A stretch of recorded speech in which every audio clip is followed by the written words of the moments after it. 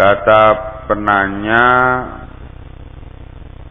mengapa salafiyin di Indonesia terpecah saat ini?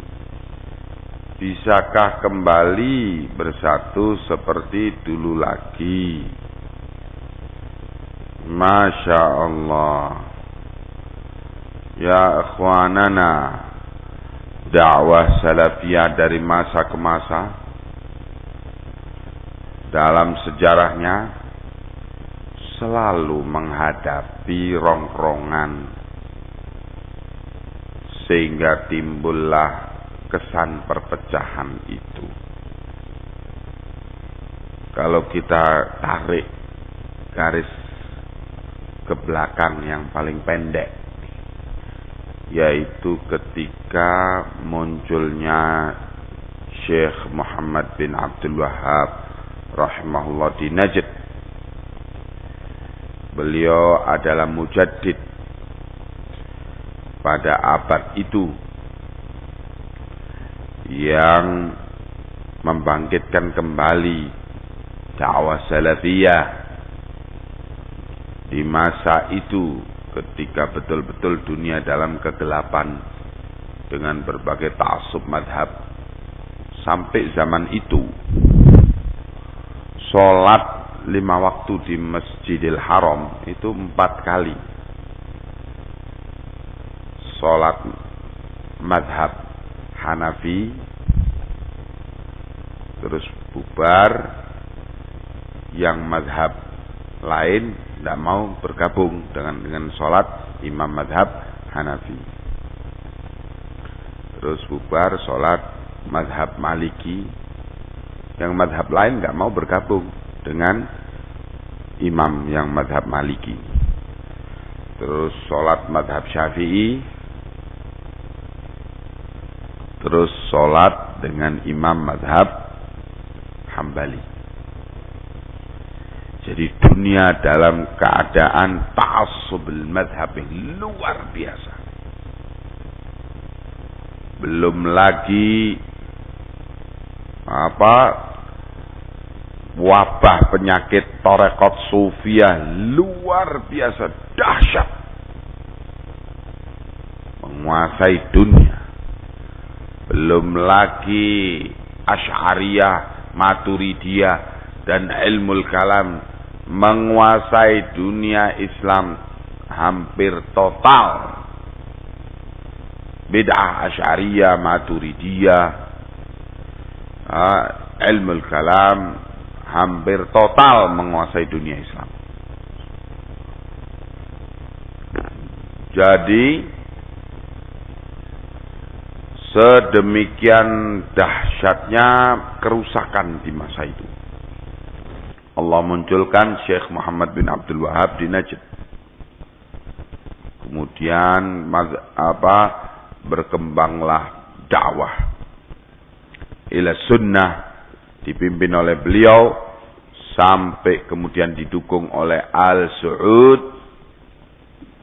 Kemudian berdirilah kerajaan Saudia yang mempunyai prinsip sejarah dengan dakwah salafiyah yang dilakukan oleh Syekh Muhammad bin Abdul Wahhab rahimahullah. Kerajaan yang terikat dengan perjanjian yang dibikin antara Muhammad bin Saud dan Muhammad bin Abdul Wahhab At-Tamimi.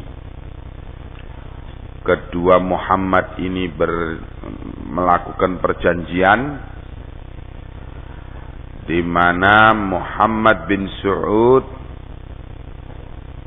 dikatakan oleh Syekh Muhammad bin Abdul Wahhab, laka saifu waliyal fatwa. Engkau memegang pedang, komando tempur, komando politik dan keamanan, dan wali al-fatwa, aku mempunyai hak berfatwa.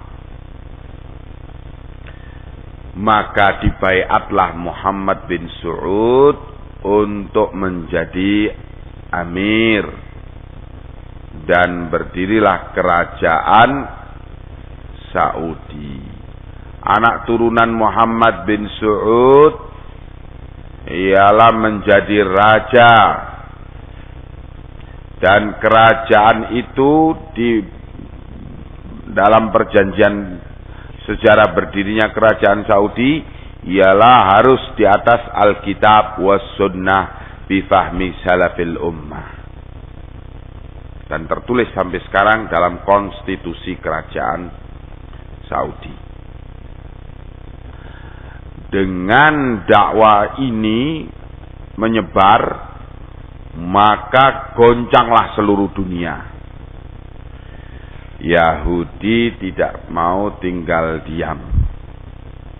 Dikirimlah seorang Yahudi yang dari kalangan Ismailiyah, Rafidhah Ismailiyah, bernama Jamaluddin Al-Afghani. Sesunggunya dari Asad Abad. Sesunggunya lebih tepat Jamaluddin Al-Asad Abadi. Asad Abad di Iran. Kemudian menyusup ke Afghanistan. Tinggal lama di Afghanistan. Mempelajari mazhab Hanafi. Kemudian dari Afghanistan masuk melalui India. Terus ke Mesir. Sehingga terkenal di Mesir dengan Jamaluddin Al-Afghani. Para pengagum-pengagumnya menyatakan Sayyid Jamaluddin Al-Afghani. Yahudi satu ini, Jamaluddin Al-Afghani ini, yang berpenampilan sebagai seorang Islam dengan pakai imamah dan sebagainya, mencari kader. Ketemulah dengan seorang pemuda bernama Muhammad Abdu. Muhammad Abdu itu ketika itu ditemui oleh Jamaluddin Al-Afghani sebagai guru di Jami'ah Ain Shams di Mesir, di Kairo, dan pertemuan itu berlanjut sampai akhirnya keduanya bersepakat untuk menjalankan gerakan dakwah baru. Gerakan ini segera didukung oleh Yahudi untuk melawan gerakan Syekh Muhammad bin Abdul Wahhab, dakwah salafiyah yang ada di Najd. Maka di Mesir ditumbuhkan. Kemudian pemerintah Inggris bermain mata dengan Yahudi, kemudian mengusir dua orang ini. Jadi seakan-akan dikeluarkan dari Mesir dengan pengusiran dari penjajah Inggris. Diusir, larinya bukan ke Mekah tapi ke Paris, ibu kota Zionis zaman itu. Maka setelah sekian lama mengikuti perkaderan Zionis di Prancis, Jamaluddin Al-Afghani dan Muhammad Abdu, keduanya menyatakan baiat kepada organisasi Freemasonry, Masonia. Freemasonry ini organisasi Yahudi yang kemudian bercabang dari Freemasonry itu ada Lions Club, ada Rotary Club, ada macam-macam. Freemasonry ini organisasi mantel daripada Yahudi, dan keduanya baiat dengan cara Yahudi di Paris. Setelah baiat, kemudian keduanya dimasukkan kembali ke Mesir melalui Libanon. Kemudian Muhammad Abdu mencari pengikutnya, ketemulah Muhammad Rashid Ridha. Sementara dakwah salafiyah tambah menyebar di dunia. Karena apa? Al-Saud berhasil menguasai Mekah dan Madinah. Dan Syekh Muhammad bin Abdul Wahab selalu mendukung Al-Saud dalam rangka menegakkan Alkitab was sunnah bifahmi salafil ummah. Nah, keributan pun semakin dahsyat karena Mekah dan Madinah setiap tahun dikunjungi oleh jamaah haji seluruh dunia. Sehingga ini menjadi peluang besar untuk menyebarnya dakwah salafiyah seluruh dunia. Setiap tahunnya. Sampai akhirnya menyebarlah ketika jamaah haji dari Indonesia berangkat ke sana, kemudian di antara mereka tokoh-tokoh dari Sumatera Barat seperti Tuanku Nan Renceh, Haji Miskin, dan kemudian Tuanku Imam Bonjol ikut belajar akidah salafiyah. Mereka mendapatkan pemahaman salafiyah itu. Kemudian kembali ke Indonesia, mereka berdakwah di sekitar Sumatera Barat. Sehingga sampai pada puncaknya meletuslah apa yang terkenal dengan nama Perang Padri. Ya, pada tahun 1825 sampai 1830. Gerakan salafiyah mendunia melalui forum pelaksanaan manasik haji tiap tahun. Sampai terus menyebar, maka Yahudi pun mendukung gerakan Muhammad Abduh dan para murid-muridnya seperti Rashid Ridha dan lain-lainnya, membidangi masing-masing gerakan. Kemudian di Indonesia pun kebagian dari gerakan Abduisme ini tadi, di mana Muhammad Abduh melawan gerakan Muhammad bin Abdul Wahab dengan cara membangkitkan pemikiran-pemikiran Mu'tazilah ekstrim. Begitu. Sementara Syekh Muhammad bin Abdul Wahab membangkitkan umat untuk kembali kepada salaf. Beliau Syekh Muhammad bin Abdul Wahab mazhab fiqihnya Hambali, dan kemudian beliau mensosialisasikan kitab-kitab Syekhul Islam Ibnu Taimiyah dan murid-muridnya seperti Ibnu Qayyim, Az-Zahabi dan sebagainya, yang di sana terdapat bantahan-bantahan yang cukup kuat terhadap Mu'tazilah, terhadap berbagai pemikiran-pemikiran filsafat dan pemikiran-pemikiran sesat yang lainnya. Pemikiran Asy'ariyah, pemikiran Maturidiyah dibantai habis dalam kitab-kitab itu. Keresahan semakin mendunia dari orang-orang Sufiyah, sehingga di India dimunculkanlah Muhammad Ilyas Al-Kandahlawi, dan didukung pula untuk melakukan gerakan secara dunia, gerakan Tarekat Sufiyah, dan juga masih dalam rangka melawan gerakan dakwah salafiyah yang kemudian dinamakan oleh musuh-musuh ahli sunnah dengan istilah Wahabiyah. Nah, begitu. Akhirnya di Indonesia dikirimlah seorang dari Sudan, seorang Aqlani, termasuk para dari kaki tangan Aqlaniyah, yaitu Ahmad As-Surkati As-Sudani.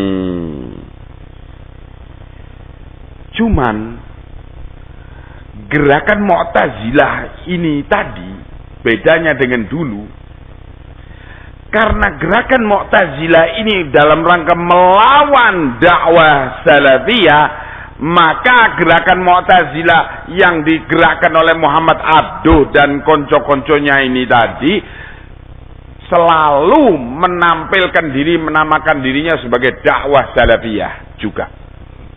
Nah, ini kerancuan yang luar biasa berbahaya.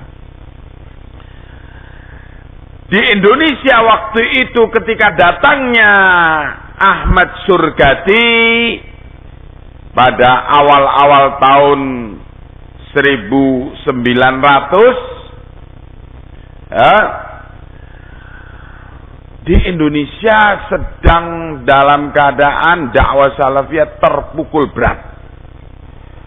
Ketika Perang Padri berakhir dengan diberangus total para tokoh-tokoh Padri oleh Belanda, sehingga terjadi kekosongan karena dibantai habis itu.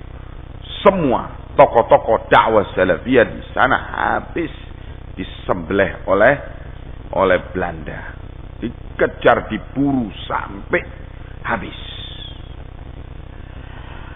Tetapi masyarakat di Padang dan sekitarnya masih betul-betul terkesan dengan pemahaman Salafiyah yang pernah diajarkan oleh tokoh-tokoh Padri tadi, tokoh-tokoh dalam perang Padri itu, yaitu Imam Bonjol dan sebagainya, atau sampai sekarang terkenal dengan istilah di kalangan mereka harimaunan salapan, tokoh-tokoh mereka itu. Nah, ketika Ahmad Surkati nyampe di Jawa, menebarkan pemikiran Mu'tazilah ini tadi, kemudian ketemu Kiai Haji Ahmad Dahlan, kemudian Ahmad Dahlan mendirikan Muhammadiyah, kemudian Surkati mendirikan organisasi Al-Irsyad, kemudian ketemu pula Surkati dengan Ahasan mendirikan pula bersama dengan tokoh yang lainnya Persis di Bandung. Maka disangkanya oleh orang-orang di Sumatera Barat bahwa apa yang dibawakan oleh Muhammadiyah ini ya persis sama dengan apa yang dibawakan oleh dulu harimaunan salapan itu. Diterima dengan 10 tangan. Karena sama, anti TBC, tahayul, bid'ah, khurafat katanya.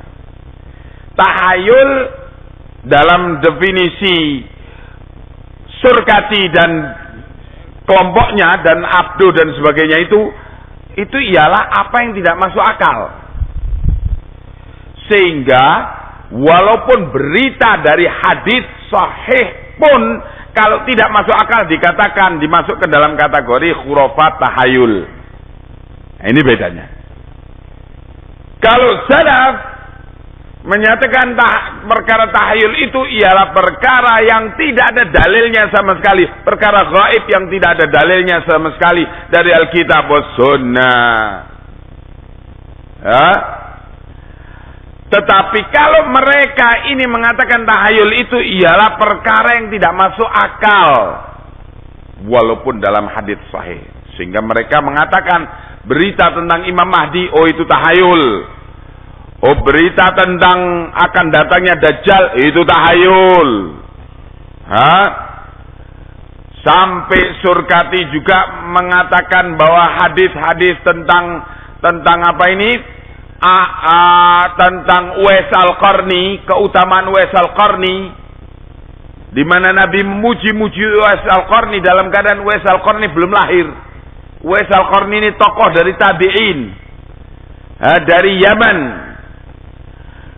Kemudian padahal ini di dalam Sahih Muslim, dan ini adalah hadis sahih yang masyhur tentang keutamaan Uwais Al-Qarni. Katanya Surkati ini maudhu, ini palsu, ini karena nggak masuk akal.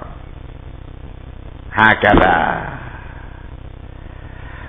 Demikian, maka tampak seakan-akan dakwah kalangan Mu'tazilah ini adalah dakwah salafiyah. Sama dengan dakwah Muhammad bin Abdul Wahhab yang kemudian sama-sama oleh kalangan Sufiyin, kalangan Khurafiyin dikategorikan masuk dalam kategori Wahabi. Begitu. Padahal beda ini, dua ini. Antara barat dan timur perbedaannya. Nah, ketika keduanya ini berbenturan, maka seakan-akan terjadi perpecahan di kalangan salafiyin. Padahal ini bukan salafi yang aklani ini, Mu'tazili ini. Begitu. Nah, sering terjadi demikian dalam perjalanan dakwah salafiyah. Dikesankan kepada orang seakan-akan terjadi perpecahan. Kadang-kadang karena permasalahannya adanya penyusupan dan atau pemurnian. Masalahnya itu. Ketika dakwah salafiyah gencar menguasai dunia Islam, dimunculkan Rafidhah, Khomeini. Karena Muhammad Abdul sudah nggak laku, sudah Khomeini muncul. Khomeini, wah, mass media besar-besaran Zionis mendukung daripada dakwah Khomeiniah ini. Dan kantor-kantor kedutaan Iran seluruh dunia menjadi kantor dakwah Rafidhah, Ithna Asyariyah, Imamiyah, Ja'fariyah. Demikian gencarnya. Belum lagi gerakan Hasan al-Banna, yang juga Hasan al-Banna mengaku dalam beberapa tulisannya sebagai dakwah salafiyah. Jadi terkesan seakan-akan terjadi perpecahan. Nah, kemudian juga ketika gerakan Ikhwan betul-betul terpukul di beberapa tempat oleh dakwah salafiyah, disusupkanlah ke dalam kalangan salafiyin beberapa orang yang mengaku salafi padahal dia ikhwani, yaitu Abdurrahman Abdul Khaliq Al-Masri yang menyusup dari Kuwait dengan Ihya'ut Turath Kuwaitnya. Kemudian Muhammad Surur, seorang dari Suriah yang menyusup dari Saudi dan kemudian membuat kantor dakwah, markas dakwah di Birmingham di luar kota London. Iya. Jadi semua mereka ini, Abdurrahman Abdul Khaliq, Muhammad Surur, tampil seakan kami salafi. Belum lagi para pengagum surkatiyin, wah, mengaku kami salafi. Tapi ketika ditelusuri pemikirannya, naudzubillah, belepotan gak karuan. Tapi terkesan bagi orang yang masih baru pertama mengenal salafiyah, loh ini ngaku salafi, ini ngaku salafi, loh kok berkelahi, berpecah belah ini berarti. Begitu. Jadi makanya supaya Anda tidak mempunyai kesan yang seperti keumuman orang, yaitu seakan-akan salafiyin pecah. Sementara sisihkan dulu kesimpulan itu, taruh di lemari dan kuncinya buang ke sungai, belajar dulu. Belajar. Ma huwa salaf wa ma adraka ma salaf. Belajar itu dulu. Wah, ini perpecahan. Ya, minggir. Jangan bicara pecah. Saya cari yang butuh. Sudah, belajar terus. Nanti Anda akan kemudian mempunyai kejelasan. Oh, ternyata salafnya itu ini. Nah, begitu. Jadi, sekarang belum waktunya Anda untuk membentuk tim apa namanya? Tim Islah atau tim walhasil tamtim itu tadi, atau nasi tim dan sebagainya. Belum waktunya nanti. Sekarang belajar dulu,